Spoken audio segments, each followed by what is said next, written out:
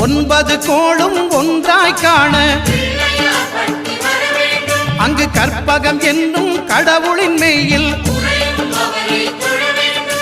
சூரியன் முதலாய் 9 கிரகமும் பலவித குணங்களை கொண்டிருக்கும் எங்கள் கற்பக தருவில் அவை வரும்போது ஒன்றாய் சேர்ந்து பலனளிக்கும்.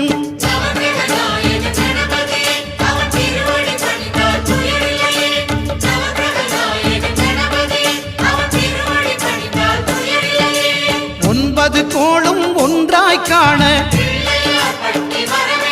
அங்கு கற்பகம் என்னும் கடவுளின் மெய்யில்